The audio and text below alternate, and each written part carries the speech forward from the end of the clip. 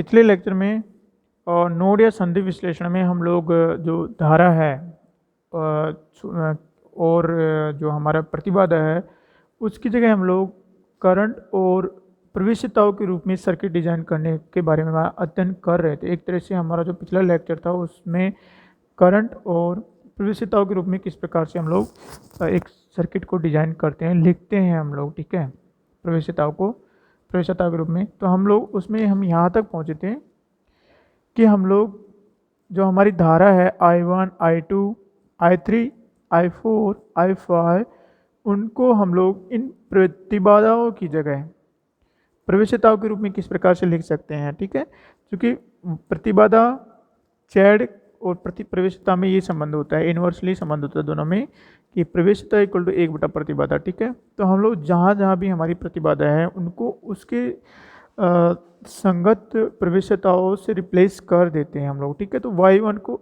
Z1 को हम लोग Y1 से, 1/Z1 को हम लोग Y1 से, 1/Z2 को Y2 से, 1/Z3 को Y3 से, 1/Z4 को Y4 से और 1/Z5 को Y5 से, इनसे हम लोग रिप्लेस कर देते हैं इन समीकरणों में।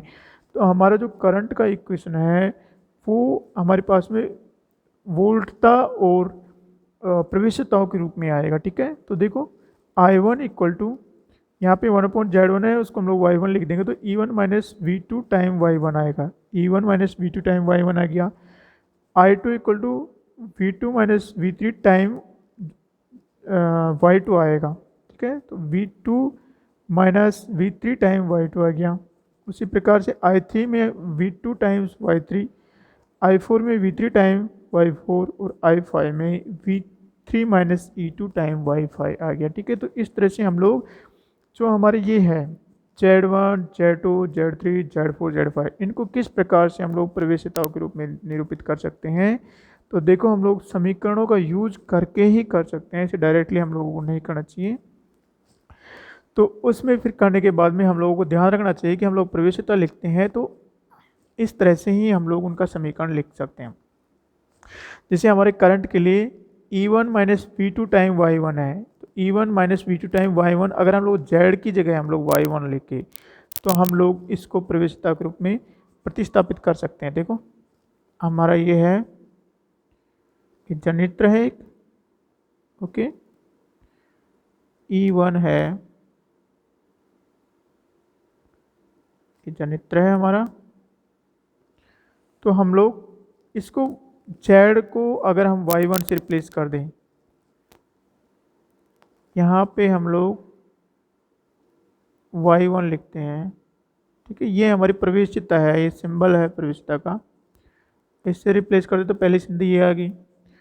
अब हमारा जो करंट है I3 वो है V2 टाइम Y3, क्या है, करंट है I3 equal to V2 time Y3। तो हम लोग इसको Z को हम लोग अगर Y3 से रिप्लेस कर दे तो हमारी करंट V2 टाइम Y3 आनी चाहिए, ठीक है। तो हम लोग यहाँ पे इसको रिप्लेस करते हैं, इसको हम लोग Y3 से रिप्लेस कर देते हैं प्रवेशिता के रूप में, ताकि आसानी रहेगी और दिक्कत भी नहीं आती हमें सोल्व करने में। और ये है हमारा, इसको हम लोग Y2 से इसको रिप्लेस करते हैं, किससे रिप्लेस किया, Y2 से। हम लोग लगाएंगे तो प्रतिबाधा ही, लेकिन उसको हम लोग प्रतिबाधा के स्थान पे प्रवेशिता से निरूपित करते हैं। तो हमारे लिए ये बहुत आसान हो जाता है Y4 कि किस प्रकार से परिपथ विश्लेषण किया जा सके, ओके। और ये हमारा Y5,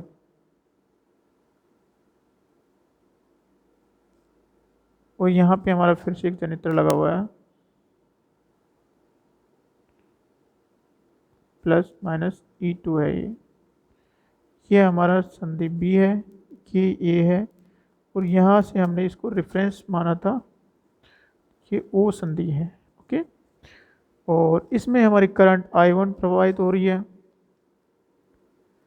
इसमें हमारी करंट I3 प्रवाहित हो रही है, ठीक है। इसमें हमारी करंट I2 प्रवाहित हो रही है, इसमें करंट I4 और ये करंट है I5 प्रवाहित हो रही है, ठीक है। और ये हमारी V2 है और यहाँ से ये हमारी V3 है, ठीक है।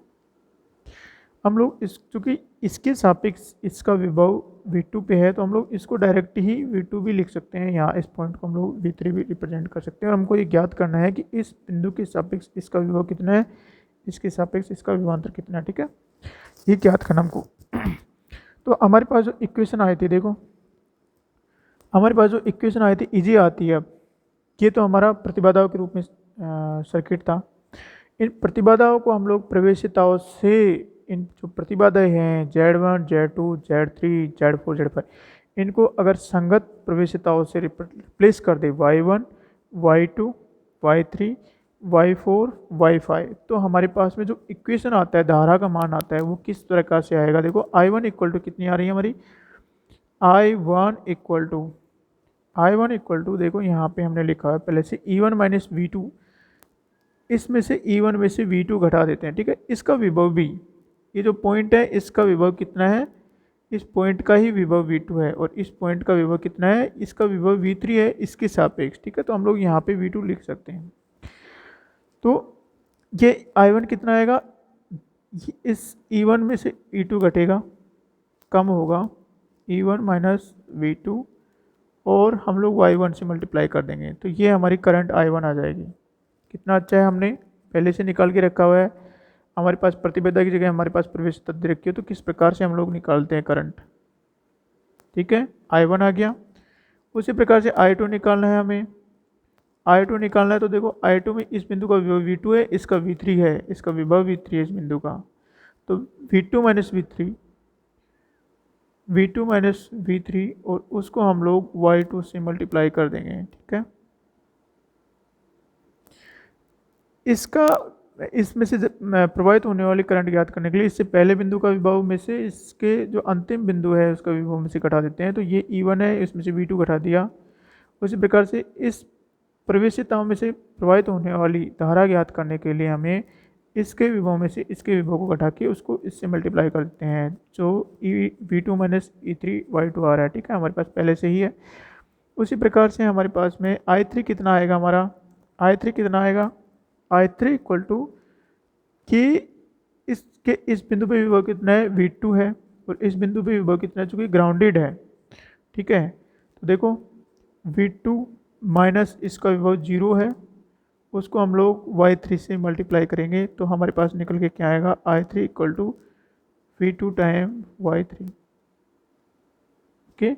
ये हमारे पास में I3 equal to V2 time Y3। उसी प्रकार I4 ज्ञात करने के लिए हम क्या करेंगे, इसके दोनों सिरों पे विभव कितना है, इस पे V3 है, इस पे 0 है, तो I4 equal to V3 minus 0 time Y4 equal to, इससे निकल के क्या है हमारा, I4 equal to V3 Y4, ठीक है।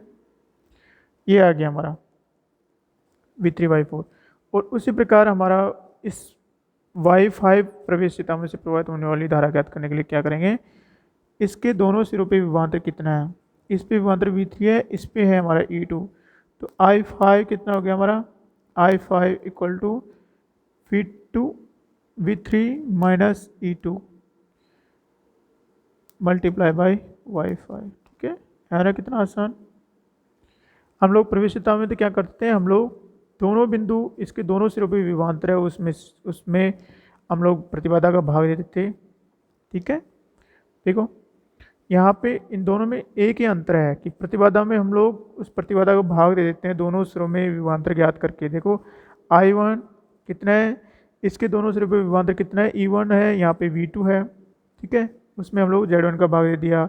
उसी तरह से हमें इसमें से प्रवाहित होने वाली करंट निकालने के लिए इसके दोनों सिरों पे विभवांतर कितना है, इस बिंदु पे विभवांतर V2 है, और इसके जो B बिंदु है उस पे विभवांतर V3 है, ठीक है, क्योंकि इसके सापेक्ष विभवांतर है, ये हमने लिखा हुआ है पहले से।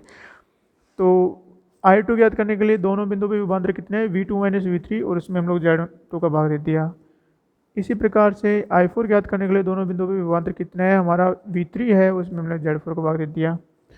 दोनों इसमें से प्रवाहित होने वाली धारा ज्ञात करने के लिए इन दोनों बिंदुओं पर विभवांतर कितना है, V2 में से Z3 का भाग दे दिया, और इसके दो बिंदुओं पर विभवांतर कितना है, V3 माइनस E2, इसके दोनों सिरों पर विभवांतर V3 माइनस E2 है, उसमें हम लोग Z5 को भाग देते हैं। ये तो हम प्रतिबाधा के रूप में धारा ज्ञात करते हैं तब आता है, लेकिन अगर प्रवेशिता के रूप में हम लोग धारा ज्ञात करते हैं तब क्या आता है, प्रवेशिता के रूप में हम लोग धारा ज्ञात करते हैं तब हम लोग जो हमारी करंट है उसको हम लोग, जो हमारा विभवांतर है उसको हम लोग प्रवेशिता से मल्टीप्लाई करते हैं। वहाँ पे हम लोग विभवांतर में हम लोग प्रतिबाधा का भाग देते हैं, यहाँ विभवांतर को प्रवेशिता से मल्टीप्लाई करते हैं। देखो I1 क्या है, I1 हमारी ये जो प्रवेशिता है उसके दोनों सिरों पे विभवांतर क्या है, एक पे E1 है एक पे V2 है, तो E1 माइनस V2 आ गया, उसको हम लोग प्रवेशिता से मल्टीप्लाई कर दिया, ये हमारी करंट I1 आ गया।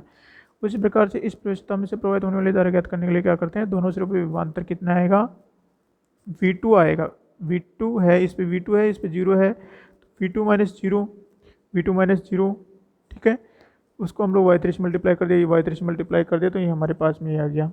ओके, उसी प्रकार से इन दोनों बिंदुओं के बीच में विभवांतर कितना है, V2 minus V3, V2 minus V3, उसको हम लोग प्रवेशिता से मल्टीप्लाई करते हैं, तो इस प्रवेशिता से प्रवाहित होने वाली करंट के माना गया।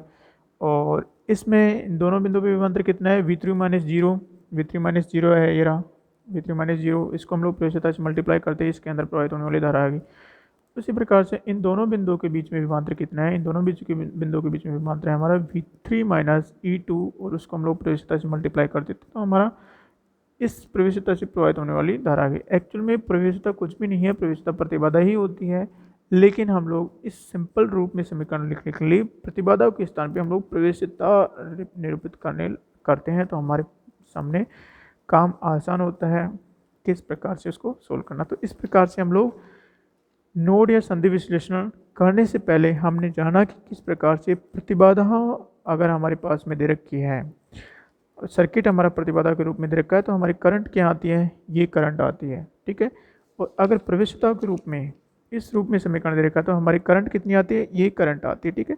हम लोग अब इसमें जाने की जरूरत नहीं है, जब भी हमारे पास में ऐसे प्रतिबाधा के रूप में समीकरण आएगा तो हम लोग ईजिली उस प्रवेशिता के रूप में समीकरण सर्किट दे रखा होगा तो उस किसी विशेष प्रवेशिता में से प्रवाहित होने वाली धारा ज्ञात करने के लिए उसके दोनों सिरों पर जो विभवांतर होगा उसको हम लोग प्रवेशिता से मल्टीप्लाई कर देंगे। तो इसमें व्यापक रूप से क्या आएगा, धारा इक्वल टू विभवांतर मल्टीप्लाई बाय प्रवेशिता, ठीक है। ये किसी प्रवेशिता से प्रवाहित होने वाली धारा है, ये फॉर्मूला है निकल के हमारे पास में, तो इसका हम लोग नोड या संधि विश्लेषण में यूज करेंगे नेक्स्ट लेक्चर में। Thank you.